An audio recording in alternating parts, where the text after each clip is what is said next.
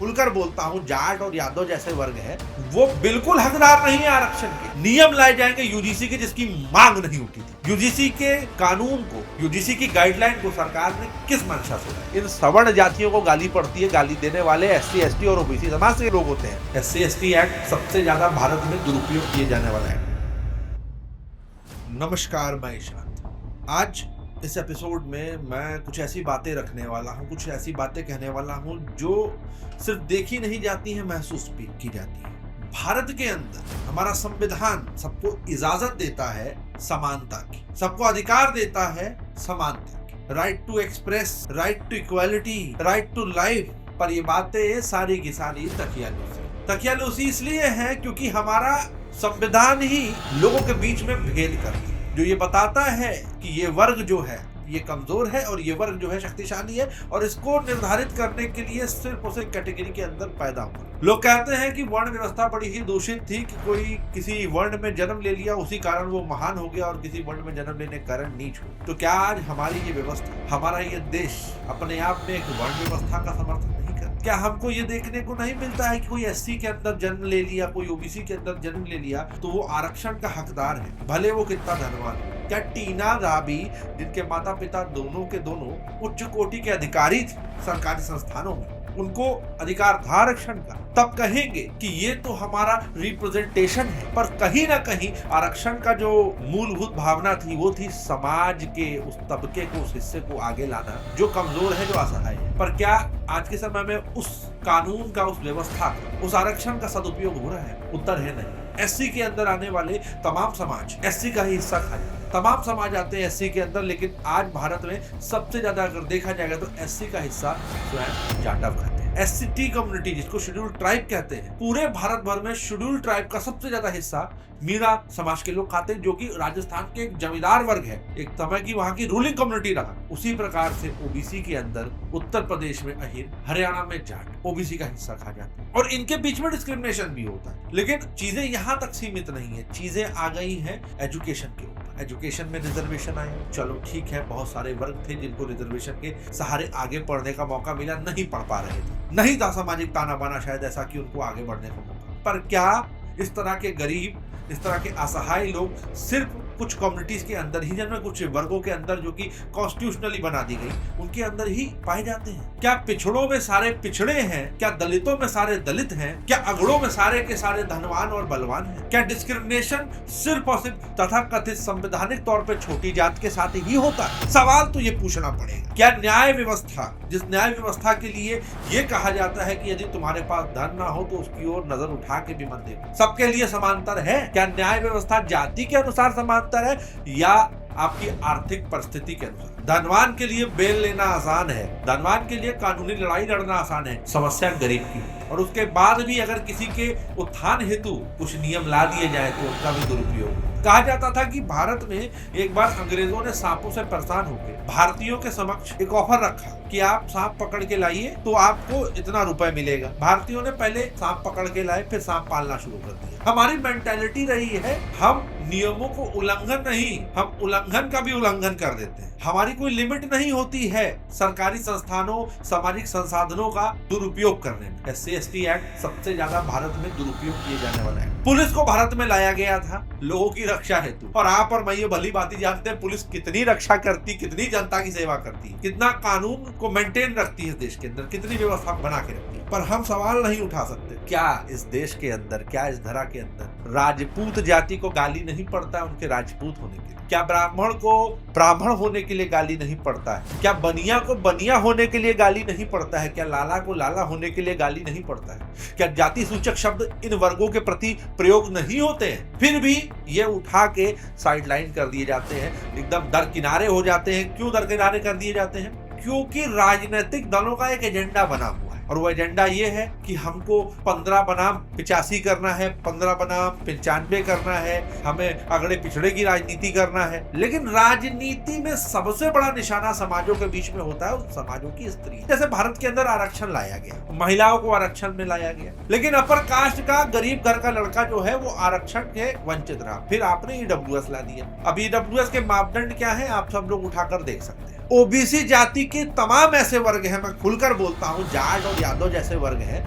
वो बिल्कुल हकदार नहीं है आरक्षण के, क्योंकि उनमें भारी मात्रा में जमींदार और धनवान लोग हैं, लेकिन वो भी आरक्षण ले रहे हैं। कहीं ना कहीं वो किसी मेरिट वाले छात्र का अधिकार मान रहे हैं, कहीं ना कहीं वो किसी मूल ओबीसी का अधिकार मान रहे हैं, लेकिन उस पर सवाल नहीं उठेगा। नियम लाए जाएंगे यूजीसी के जिसकी मांग नहीं उठी थी। यूजीसी के कानून को, यूजीसी की गाइडलाइन को सरकार ने किस मंशा से लाया? कई अटकलें लग रही हैं कि सरकार को एक मुख्यमंत्री को नीचा दिखाना था, शायद सरकार को किसी शिक्षा मंत्री को नीचा दिखाना हो। सरकार ऐसे करती रहती है। कभी ना कभी जब एक रक्षा मंत्री को नीचे दिखाना होता है तो कोई हथियार की डील फेल कर देती है, कोई अटैक दिखा देती है देश के अंदर। जब किसी मुख्यमंत्री को फेल करना हो तो वो अपनी ही सरकार को हरवा के बाद में जोड़ तोड़ के दूसरी सरकार बना लेती। कभी किसी मुख्यमंत्री को नीचा दिखाना हो तो अपने प्लांटेड अधिकारियों से किसी साधु बाबा के ऊपर लाठी चलवा देती। ऐसी अटकलें लगाई जा रही है, मैं कह नहीं रहा लगाई जा रही है। लेकिन क्या यूजीसी का कानून पक्षपाती नहीं है? क्या मात्र कॉलेज के अंदर पढ़ने वाले 5 से 10% सवर्ण जाति के लड़के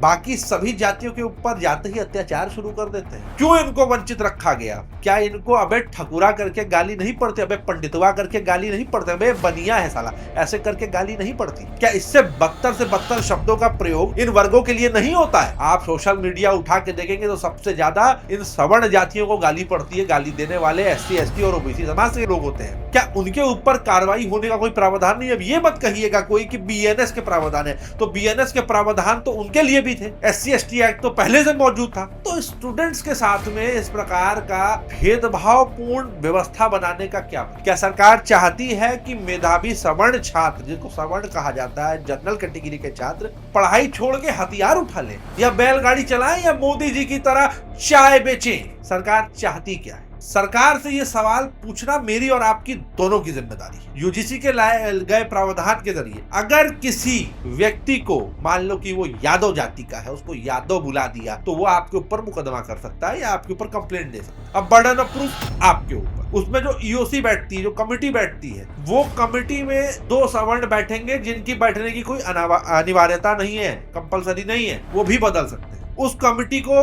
फॉर्म करना हर यूनिवर्सिटी की जिम्मेदारी। यूनिवर्सिटी ग्रांट कमीशन ही देश के अंदर सारी यूनिवर्सिटीज को अलाउंस देती है कि सर्टिफाई करती है, तब कोई यूनिवर्सिटी चलेगी। तो अगर सरकार मानती है, ये बैठे हुए इंटेलेक्चुअल नेता, मंत्री और ब्यूरोक्रेट्स मानते हैं कि सवर्ण जाति के लोग इतने बड़े अत्याचारी हैं, तो ये विवाद एक यूनिवर्सिटी के अंदर इनको पढ़ा के करना ही क्यों? इनको बैन कर दीजिए पढ़ने से कि अपर कास्ट का लड़का अगर हाथ में कलम उठा लेता है, अगर हाथ में किताब उठा लेता है, तो उसके ऊपर आप सीधे कार्रवाई करिए कि तू पढ़ने की औकात में कैसे आ गया, तू पढ़ ही क्यों रहा है, तू आगे बढ़ ही क्यों रहा है, तू तो जन्मजात क्रिमिनल है। कभी कभी लगता है कि भारत को बाहर के आक्रांताओं ने नहीं, अंदर के खोरों ने ही गुलाम बनाया, और खोर आज भी जिंदा है, आगे भी जिंदा रहेंगे। जब इस देश के अंदर, इस देश की जनता को रिप्रेजेंट करने वाले नेता पार्लियामेंट में चुप रह जाते हैं ऐसी घटिया गाइडलाइंस के आने के बावजूद भी, क्योंकि उनके खुद के बच्चे भी आगे इन्हीं स्कूल और कॉलेजेस में पढ़े। ये वो देश है जहां पे हम टैक्स देते हैं, हमारे टैक्स से यहाँ के शिक्षण संस्थान, यहाँ की सड़कें, यहाँ का इंफ्रास्ट्रक्चर डेवलप होता है। सबसे ज्यादा टैक्स देने वाले अपर कास्ट के लोग हैं। हमारे टैक्स से चल रहा ये देश, हमारे टैक्स से चल रही ये व्यवस्था, और हमारे टैक्स से वेतन पाने वाला ये पुलिस प्रशासन, ये एडमिनिस्ट्रेशन, ये पार्लियामेंट, ये तमाम बॉडीज आज हमारे हक की बात भी नहीं कह पा रहे। पार्लियामेंट के अंदर बैठे नेताओं को जो सैलरी मिलती है वो हमारे टैक्स का, इनकी गाड़ियों में जो तेल डलता है वो हमारे टैक्स का पैसा, उनके वहां पे जो सस्ते में 1 रुपए, 2 रुपए, 5 रुपए में थालियां मिलती, जिस भोजन को वो ग्रहण करते हैं पार्लियामेंट के अंदर, वो हमारे टैक्स का पैसा। लेकिन उत्थान करना है आपको सिर्फ उन लोगों का, हम तो कहीं है ही नहीं। एक हाई पेइंग गवर्नमेंट ऑफिशियल दलित का लड़का या ओबीसी का लड़का बहुत कम पैसे देके एक सरकारी संस्थान में कम मार्क्स के साथ एडमिशन ले लेता है, और वहीं हमें उसी संस्थान के अंदर जहां उसको 2 लाख देना पड़ रहा हो, हमें 8 से 10 लाख रुपए देना पड़ जाए। प्लस वहां पे हम दब के चलेंगे, हम डर के चलेंगे। तो इससे बेहतर है कि हम संस्थानों की ओर जाने के बजाय कश्मीरी के जो फिदायीन घूम रहे हैं, जो सेपरेटिस्ट घूम रहे हैं, हम भी उनकी तरह घूमना शुरू कर दें। आखिर भारत के अंदर मेरे भारतीय होने का, तुम्हारे भारतीय होने का प्रमाण क्या रह गया है, मापदंड क्या रह गया है? इस देश के अंदर अपने लोगों के प्रति, अपने सिटीजन्स के प्रति, अपने टैक्स पेयर के प्रति क्या ही रह गई है जवाबदेही? क्या ही जवाबदेही है इस देश के अंदर? कौन पूछ रहा है, कौन क्या कर रहा है, इसका भी बहुत गहराई से मंथन करने की आवश्यकता है। सिर्फ यूजीसी एक गाइडलाइन नहीं है, कल को कहेंगे कि प्राइवेट सेक्टर में रिजर्वेशन लाओ, फिर कल को कहेंगे कि अपनी बेटियां दो, उसके बाद कहेंगे कि अपने लड़के को मार के उसकी लाश दो, तब जाके शायद इक्वालिटी आएगी। अगर ये इक्वालिटी का, ये आपकी समानता का मापदंड है तो बुरा मत मानिएगा, ये बड़ा ही ओछा है।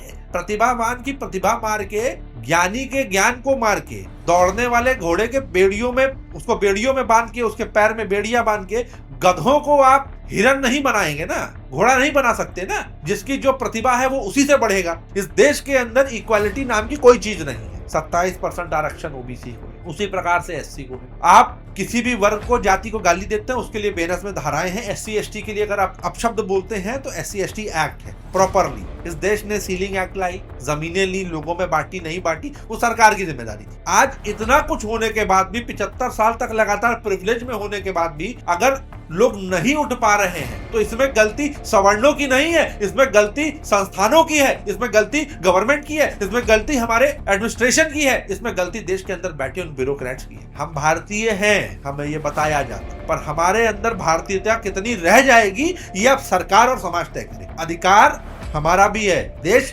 हमारा ही है, आपसे ज्यादा हमारा है, आपसे ज्यादा हमने इस देश को दिया और आगे भी देते रहेंगे। लेकिन सवाल ये है कि अब कितना देते रहेंगे, इस पे हमें डाउट हो रहा है, क्योंकि हम रहेंगे नहीं। अब भारत के अंदर रहते हुए एक वर्ग को भाई साहब भर भर के दिया जा रहा है, एक वर्ग को एकदम साइडलाइन कर दिया जा रहा है, एकदम दरकिनारे करके रख दे रहे हैं। उसके बाद कह रहे हैं कि भारत जो है वो विविधताओं का देश है। यही विविधता है आपकी, है यूनिटी इन डाइवर्सिटी, और यह डिवाइड एंड रूल। अंग्रेज चले गए, काले अंग्रेज छोड़ गए थे, कहा जाता था, आज प्रमाण है सामने। प्रधानमंत्री नरेंद्र मोदी भरे मंच से खड़े होकर कहते हैं मैं ओबीसी हूं, भरे मंच से खड़े होकर कहते हैं। क्या कोई सवर्ण जाति का नेता जाके कह देगा कि मैं बनिया हूं, मैं ब्राह्मण हूं, मैं लाला हूं, मैं ठाकुर हूं? तुरंत सांप लुट जाएगा लोगों की छाती में। लेकिन ओबीसी अगर बोलते मैं ओबीसी हूं, दलित अगर बोलते मैं दलित हूं, मुसलमान अगर बोलते मैं मुसलमान हूं, तो उससे समस्या नहीं। तो हम क्या कटहल के पेड़ से गिरे हैं? हमारा कोई अस्तित्व नहीं है क्या इस देश में? या हमारे बिना तुम्हारे देश का, इस व्यवस्था का कोई अस्तित्व रहा था? लड़ा कौन इस देश के लिए,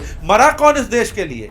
आज भी जाइए इंडियन आर्मी की, अगर आप शहादत जिसे कहते शहीदी का अगर रिकॉर्ड उठा के देखेंगे तो ये पूरे देश के जितने भी वर्ग आ रहे हैं, इनका इतिहास एक तरफ और खाली खाली इनमें से एक बिरादरी का इतिहास जो होगा ना वो बड़ा हो जाए। लोग सगे भाई के लिए 2 बीघा 1.5 बीघा जमीन नहीं छोड़ते हैं। इस देश के अंदर राजपूतों ने अपने साम्राज्य को छोड़ दिया। वो वीपी सिंह थे जिन्होंने ओबीसी को 27% आरक्षण दिया था। अर्जुन सिंह ने भी आपके लिए क्या किया सब जानते हैं। लेकिन उसके बाद भी यदि हम इस देश के अंदर उपेक्षित किए जाएंगे, अपमानित किए जाएंगे, इस प्रकार से राजनीतिक षड्यंत्रों का शिकार किए जाएंगे, तो बुरा मत मानिएगा, शायद हमारे अंदर देशभक्ति की भावना ना बचे। और अगर इतनी ही दिक्कत है तो मुसलमानों को 1947 के समय में अलग देश दे दिया गया था, हमें भी अलग देश दे दीजिए। हमारा शायद नहीं पड़ेगा किसी SC ST OBC के ऊपर। हम साया पढ़ने से अगर हमारे उनके ऊपर अत्याचार हो जा रहा है तो हम ही अलग हट जाते हैं। हमें मत पढ़ने दीजिए उनके साथ यूनिवर्सिटी में, हम अपनी अलग बना लेंगे। हमें डाल दीजिए माइनॉरिटी में। और अगर हल्का सा भी मानवता नाम की चीज अंदर बची हो प्रधानमंत्री नरेंद्र मोदी जी, तो ये नौटंकी बंद कर दीजिए।